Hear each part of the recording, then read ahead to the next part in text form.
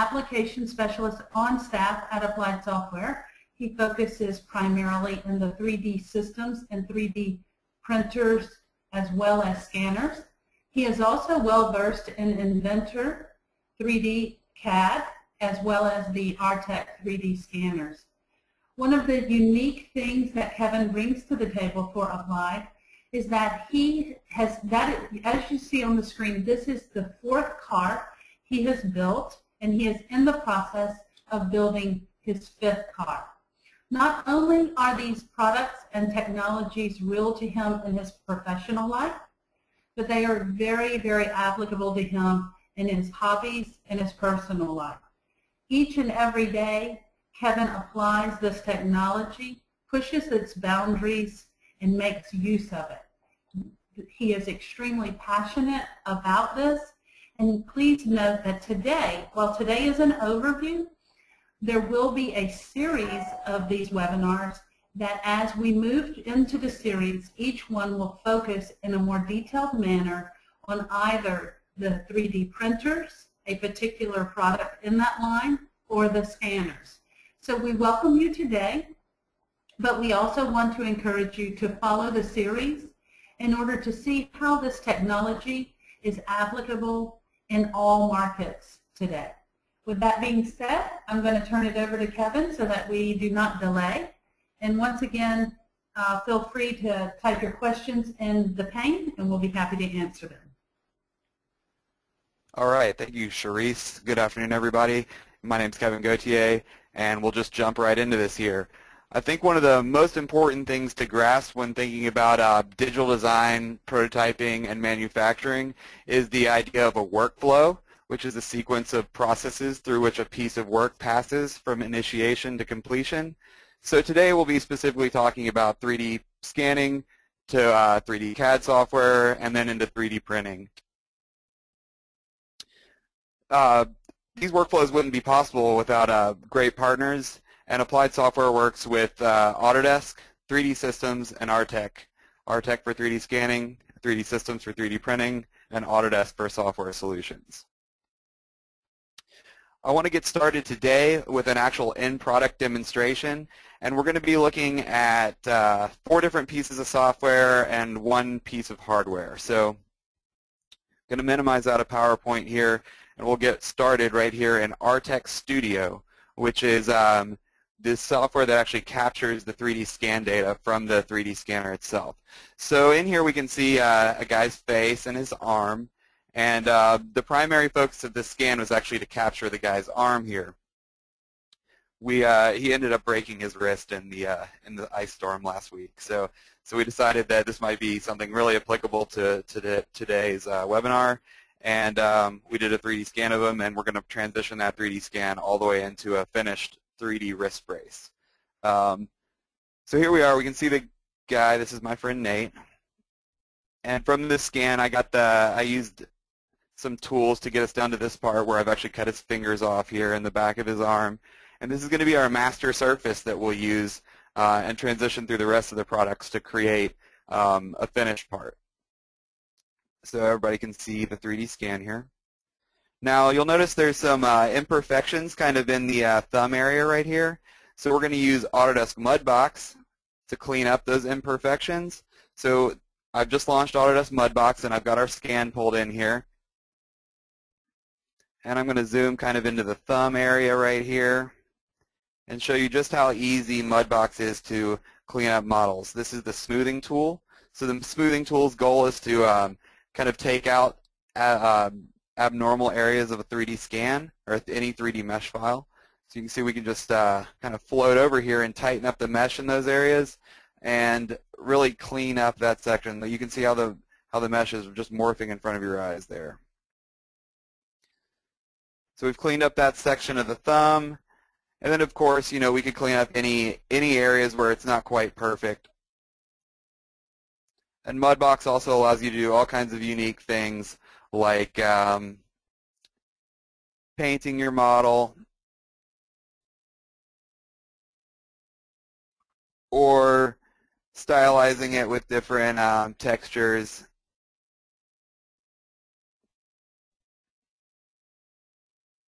really a powerful tool for 3D mesh cleanup. But to create this this wrist support, we need to actually thicken the surface. So I'm going to actually transition from Modbox into another piece of Autodesk software called 3D Studio Max, and these are all inside of the product design suite. So we actually get these great send to buttons in the products that will actually allow me to send this straight from Modbox into 3D Studio Max with one click. Here we are inside of 3D Studio Max. So I'm just going to select this surface here and then thicken it, because right now we're just at a zero thickness, just a surface. There's no thickness associated with it at all. So we're going to select it, and I'm just going to go ahead and thicken that surface 4 millimeters. And our surface is thickened.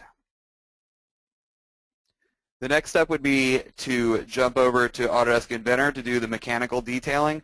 So I'll use Inventor to cut this shell into a top and bottom section, and then also add things like the clasps that hold it together. So here we are inside of Inventor, and this is sort of a mechanical drawing. Inventor is a very popular 3D modeling program in the engineering sector, specifically in manufacturing, product design, that sort of thing. So this is a clasp design we've come up with to hold the cast together, and we'll just show you here how we can close this clasp up. And it's kind of one of those half-click locking fasteners. And then we'll move over to our 3D model with the clasps installed. And we can see in here that I've actually gone through and put a nice clean cut on the front, another clean cut here on the back and on the thumb. And we've also separated the top and bottom sections. So now we have a bottom shell and a top shell here.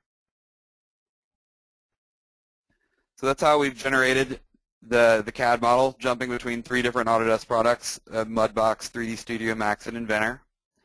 And after that, we loaded the file into the 3D printer, and we were able to create a real part here. So we can go to here and check out a couple pictures of the printed model.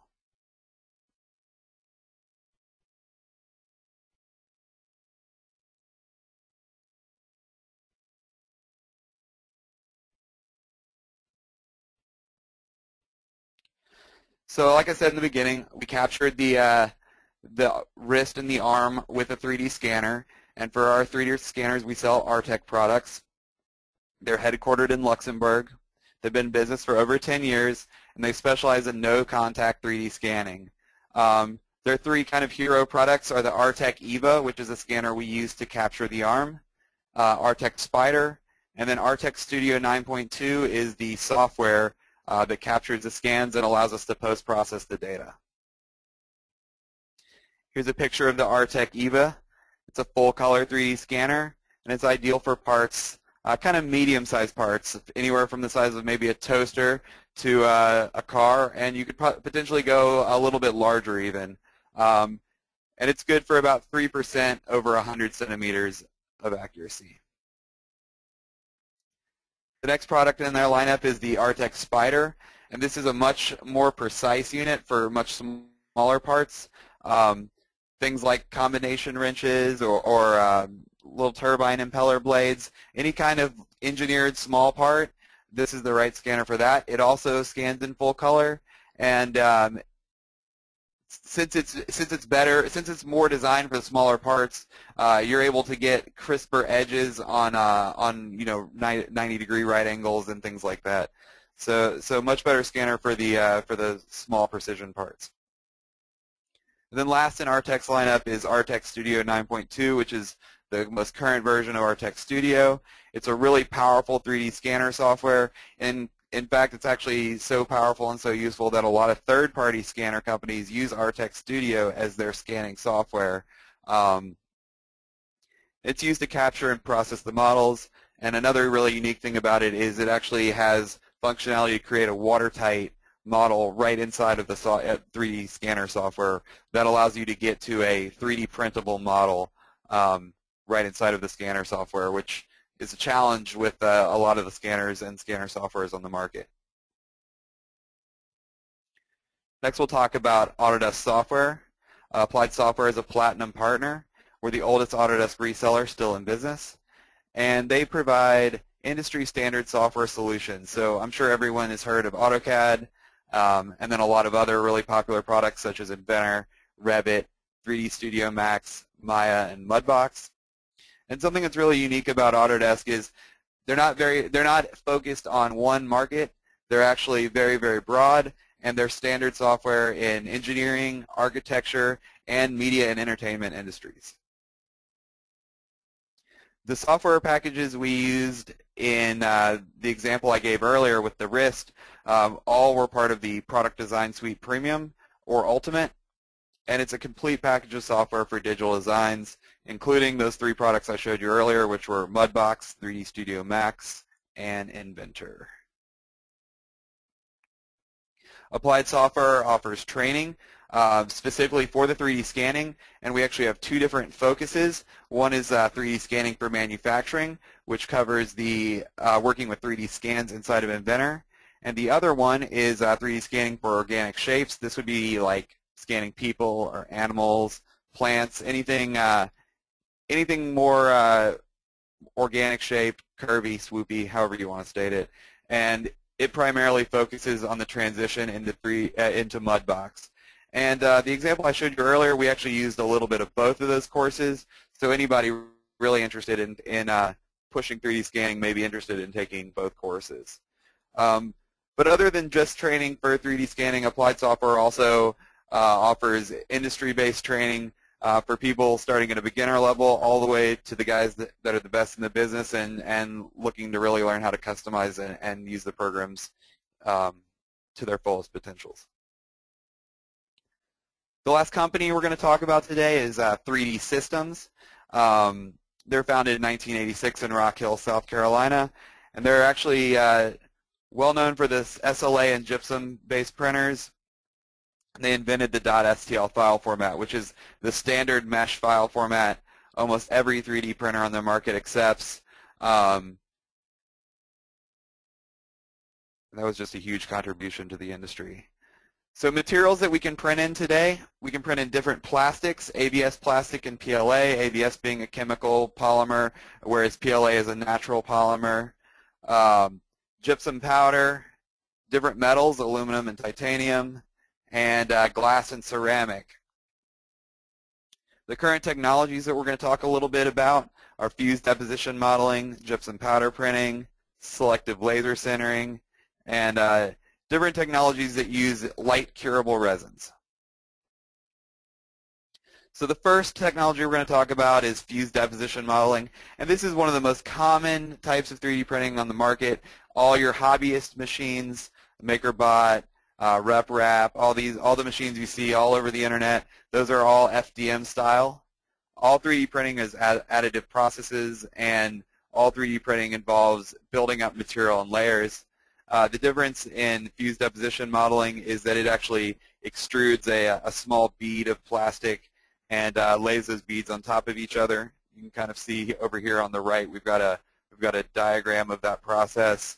And one of the weaknesses of this process are these little air pockets in between each layer that cause porosity. So they're not always watertight, and they're not always the most structurally sound because it's really easy for these layers to delaminate from each other.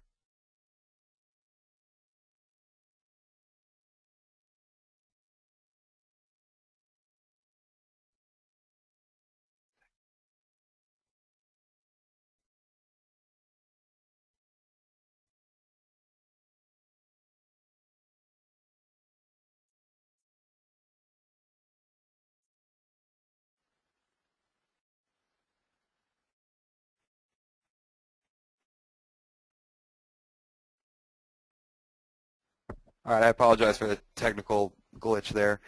Next, here's two examples of some parts off FDM style machine. Another common term for FDM is actually FFF, which stands for fused filament fabrication. Exact same process. So a couple parts off those type of machines. The next technology we'll talk about is gypsum powder printing. Obviously, hence the name, or hence the title. The build material is gypsum powder. And it was pioneered by a company called Z Corporation, which was later acquired by 3D Systems. One unique advantage of gypsum powder printing is the ability to do full color 3D prints. And you're able to make really strong parts using different infiltrants, which are actually glue-based systems that creep into the gypsum powder, bonding it together stronger and making really, really strong parts. So the most common one is cyanoacrylate, which is a super glue. We can use wax to make more glossy finishes. And then there's also epoxy-based systems that would be your strongest option in gypsum powder printing. Actually, the wrist brace I showed you all earlier was using an epoxy-based system for a really strong finished part. There's a couple examples of gypsum powder parts. You can notice the rich color inside of them. They're really commonly used in product design because you can actually incorporate, branding and color representations of materials.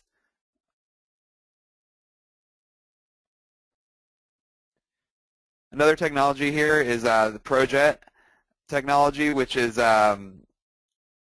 kind of similar to an inkjet printer in that it actually uses little sprayers that actually spray down droplets of a UV curable resin.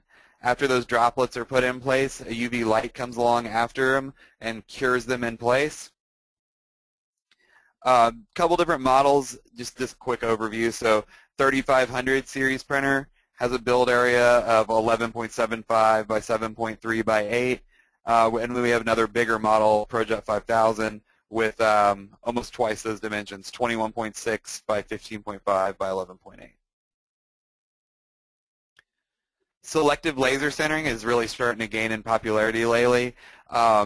It's really similar to the gypsum powder printing on the bottom half of the machine in that the build material is powder-based, but instead of sticking gypsum and powder together, it's actually using different metals, plastics, ceramics, or glass, and a laser actually cures those granules of powder in place. So this is your only technology on the market right now that does metal parts straight out of the machine, and that technology is referred to as direct metal laser sintering, and it's in the selective laser sinter family. But there's also selective laser sinter machines that print in plastic, ceramics, and glass. In the plastic market for selective laser sintering, the primary build material is different mixtures of nylon. So those have really good characteristics for strength, durability for heat, and then there's also options for more flexible materials as well. Stereolithography is actually how 3D Systems got started in the 3D printing industry. It was one of the first forms of 3D printing and is still really commonly used today.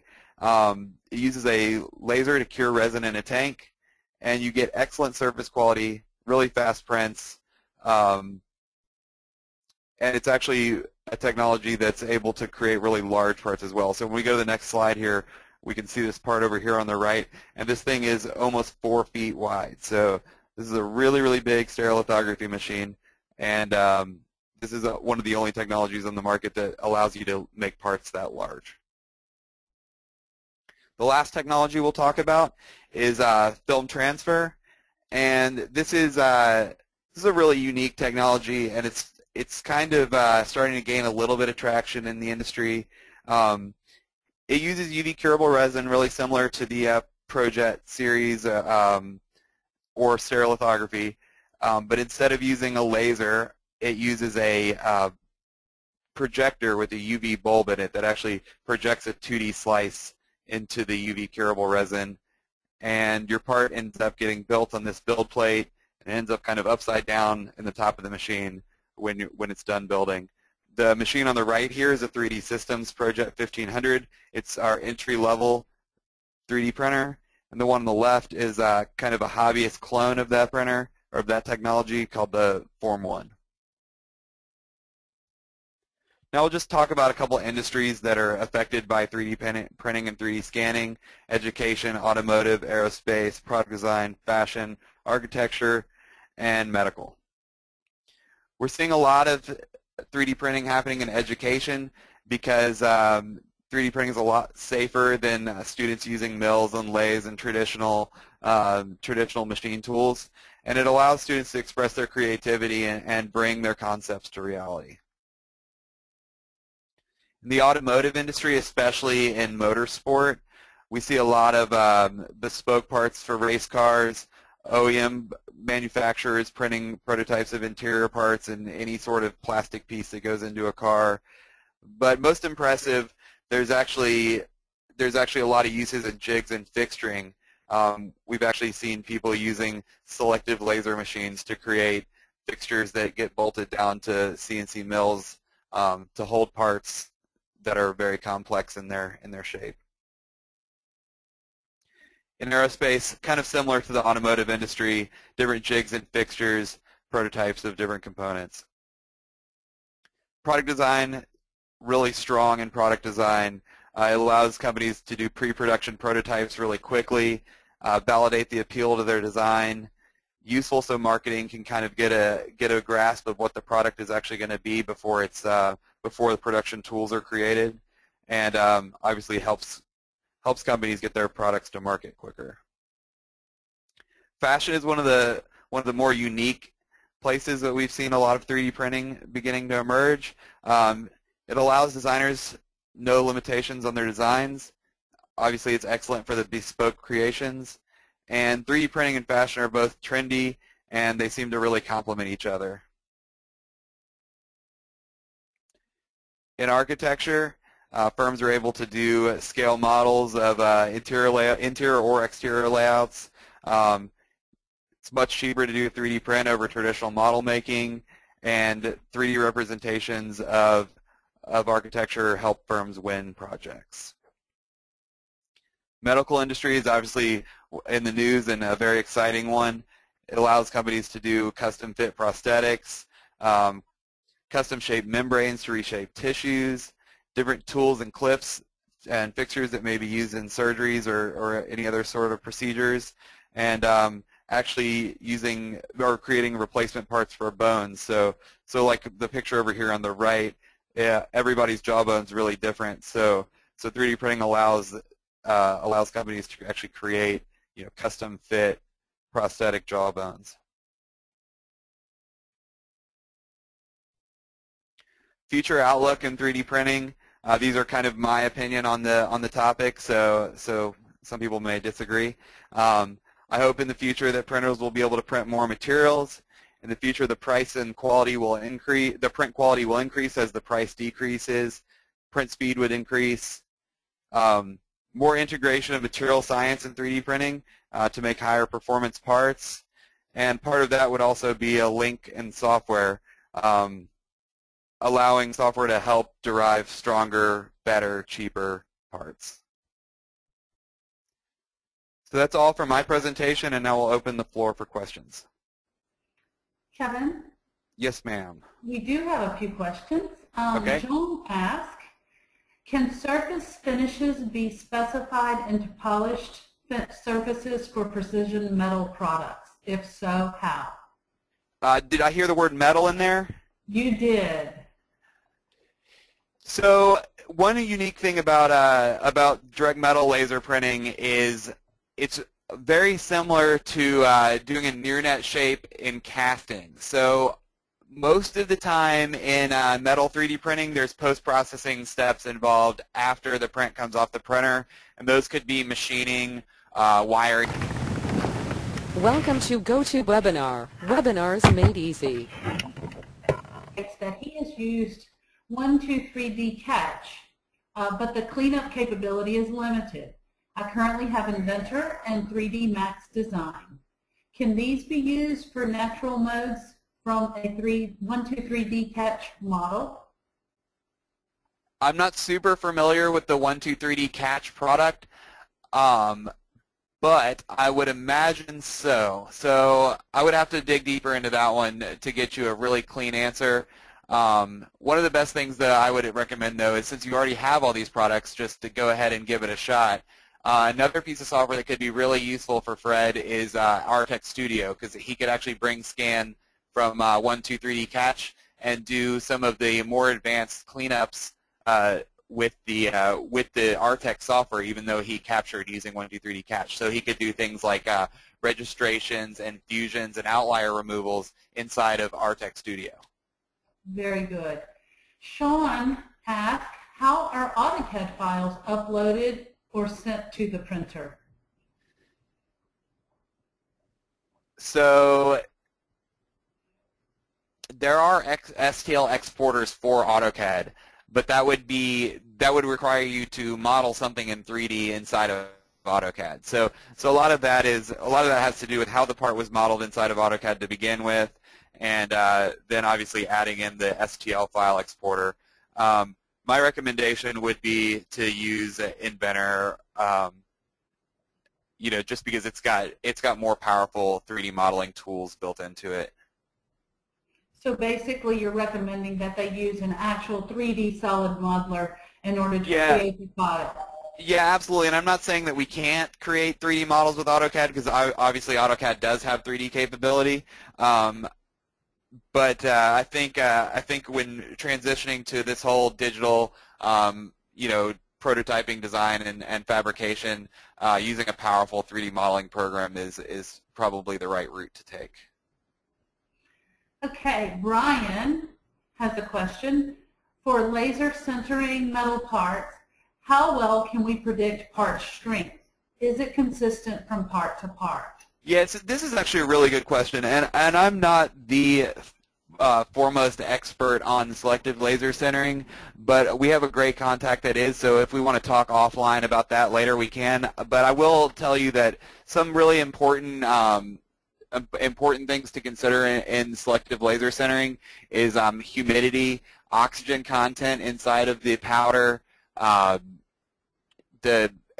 when doing titanium, especially your mixture of argon in the actual print area. All these factors really affect the the metallurgy of the part, and that's what would give you repeatability between part to part. So it's a lot of selective laser sintering is kind of atmospheric conditions.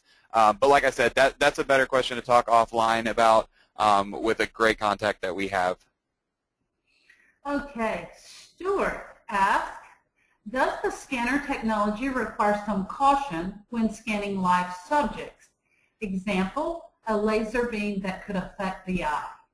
Yeah, so this scanner actually, Artec originally designed the scanner for the medical industry. So this is not a laser scanner like some of the more engineering kind of based scanning systems out there. This is actually a white light scanner. So there's no harm in scanning people or their faces or anything like that. There is a flash of light that people find annoying, but it's not dangerous in any way. Also, the light can be toned down when you go over the face, so it's not quite such a flash. It's such a bright flash. All right, Mike has a question concerning the architectural use.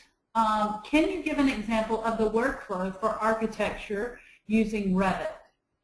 Yeah, so we're actually going to offer a class on that topic specifically, but from what I know about it, and I'm not a Revit guy, but what we do with our Revit models is we actually create default concrete walls that are much thicker than the standard walls, and we go in and actually replace all the walls inside of a client's Revit model with these thicker concrete walls that print solid. So I guess that's the short answer to that question. The better answer would come with one of our Revit guys for sure that have done some 3D printing with Revit models. Another architectural question. John asks, how far away from full-scale architectural trim and shapes in terms of material, exterior exposure, large-scale printing equipment, and software integration for abstract designs? Oh. Hold on, Laura's got these questions. Oh, I need to read that question again. How far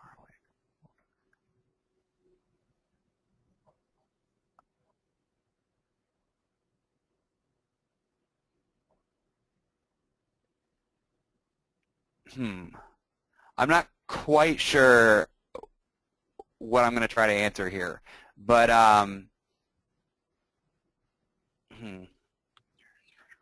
Well, may I make a suggestion? Yes, please. Yes, please. In our series of webcasts, maybe we should have a section that takes this technology and focuses primarily in the architectural industry. And then those that are in that industry could be sure to attend that. And we could have someone that, that specializes in that application from Applied take that. Yeah, I absolutely think that's a great idea. And another thing I thought of while I was doing this is a lot of he's talking about architectural trims and shapes. So a lot of that has to do kind of with the more organic shapes and modeling as well. So I think a class a webinar dedicated to architecture and maybe organic shapes and architecture would be a great route to go for one of these webinars. So Mike and John, stay tuned. We'll make sure that we get a webinar on the schedule that adheres to that subject matter so we can answer those detailed questions for you. Sean has the question, what 3D printer do you recommend for prototype sample purposes only? No more than 6 inches. Well, we've got a really small desktop stereolithography machine that's an option. That's called the Projet 1200. They're all actually, I would say any of the projects that start with a 1. So a Projet 1000, a Projet 1200, or a Projet 1500, all could be really good for parts in that size. And all of those would be printing in curable resin, so basically a plastic resin. So those would be, pretty durable parts. You could put threads inside of them. The printers print good enough that you could, detail threads into your parts, and they'd be much more durable than, say a gypsum part or something like that. Sean would also like for you to address the difference between Inventor and Inventor Fusion. So those lines are getting blurred more and more as the years go on. But Inventor has a lot more power in that we can write Visual Basic script into it and do design automation, which would allow us to have different types of part configurations. Basically it's a power thing. Inventor Fusion would be more useful for quick models, single parts, not necessarily like really advanced assemblies where you've got relationships between multiple parts. One really strong advantage Fusion used to have was a technology called T-splines, which were kind of a free-form modeling where you could tug and push on surfaces to kind of 3D sculpt. But I hope I'm not letting a cat out of the bag here, but in Inventor 2015, which will be coming out in May or April, those T-splines have actually been brought over into Inventor. So in the end, Inventor is just a really well-rounded, much more robust product than Fusion, whereas Fusion's more for, Inventor's for industry, Fusion's for hobbyists. Let's put it that way. Excellent job. Anthony asked the question, is Revit a good software for making 3D parts for manufacturing? And Anthony, I will answer that question. We see Revit used more in the building architectural industry, and Inventor being the hero product in the 3D parts for manufacturing industry.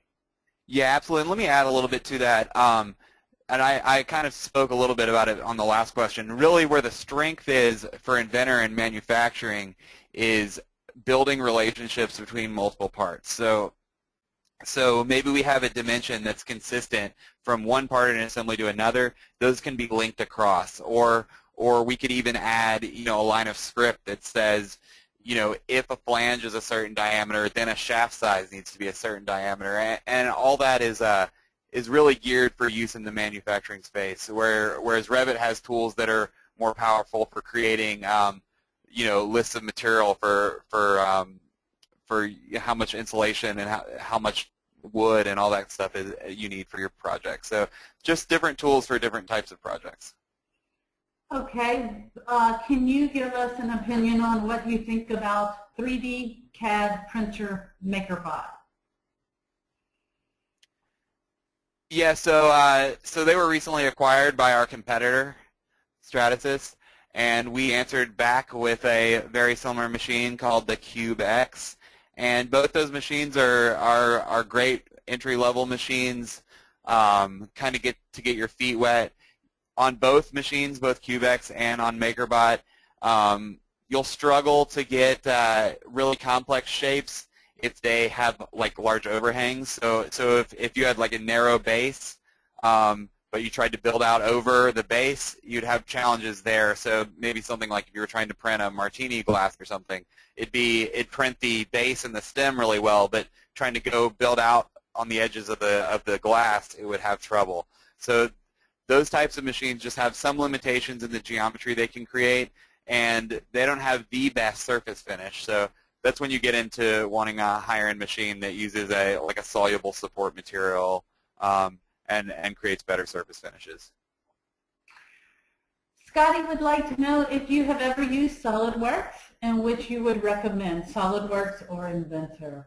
Yeah, so I went to Southern Poly in Marietta, and they're a SolidWorks school. So I used SolidWorks for 4 or 5 years in college, but I actually started using Inventor before that. I started using Inventor when I was a freshman in high school, and we started doing US First Robotics. So throughout my entire college career, I argued and fought with SolidWorks, and as soon as I graduated, I went to work for an Autodesk reseller. So I think that answers that question. Oh, great. Brett would like to know what type of scanner would you recommend for large areas, such as a factory floor, for placement for large products, house size? Sure. So that question should be forwarded directly onto our construction technology group, because that's what they specialize in. So the large format scanners, I don't know a whole lot about them. I know the companies that make them, but that's about all I know about them. So we should definitely get Brett in touch with some of our CTG people. And Brett, we do have a complete division within Applied Software that focuses specifically on that. Yep. And we would love to have someone follow up with you. I believe our last question, Elaine probably thought I forgot about her, but I didn't. I saved it for last because I thought it would be an excellent wrap-up question if there are no others. And that is, could you give us some price points on 3D scanners and printers? So I will say that this is generally not where Kevin specializes, but he could probably just give us a very, very wide range of prices for the scanners as well as the printers that we covered today. Sure. So the 3D, we'll start with 3D scanners. So the 3D scanners, the EVA is about 17, 18, or actually it's closer to 18,000. And then we do $700 in software and probably about $1,500 in training. So a total quote for a ready-to-go, trained-up, ready to use the scanner, you're looking around $21,000, $22,000 for an EVA, and then a couple $1,000s more for a Spider, if that was the route you were going more for the engineering firms and people trying to do smaller parts. So that's kind of the range on the 3D scanners, in the 20-ish range. 3D printers, very broad prices on 3D printers. There's obviously the hobbyist machines that you see online and all that for really, really low prices, and I'm not even going to start quoting any of those. But for our entry-level professional 3D printers, like our Projet 1000, our Projet 1500, those are starting in the $20,000 range as well. And then they go up. So like a 3500 printer could be right over 100 grand all the way to 180, depending on what kind of options you do on it. And then really the prices just keep going up from there. So the other technologies we talked about, like stereolithography or selective laser sintering, those are in the 200 to 200 plus range. So that's kind of a breakdown on professional 3D printers, and you'll see that across the industry. It's not just 3D Systems prices; those are also our competitors' prices as well. Everybody's very in line with each other price-wise. Excellent. Thank you. Wonderful job, Kevin. Thank you so much for joining us. You will be receiving a link. That was one of the questions asked, if there would be a link to the presentation. Yes, we will be sending you that so that you may review it yourself or pass it on to others that you feel like may enjoy the information that was disseminated today. I want to make you aware that we will be having an open house focused on these technologies February 21st at our Applied Software location in Atlanta, Georgia. And then the next webinar series will take place on March 4th. We highly encourage each and every one of you to continue on this series. Join us at our open house, and we will make sure that we touch base back with all of those that did not get detailed answers to their questions. We're happy to follow up with you. We do have a dedicated group for this technology here at Applied, so you are assured excellent customer service and prompt response. Once again, thank you for joining us today. We hope you enjoyed it and hope you'll join us again soon. Have a great day.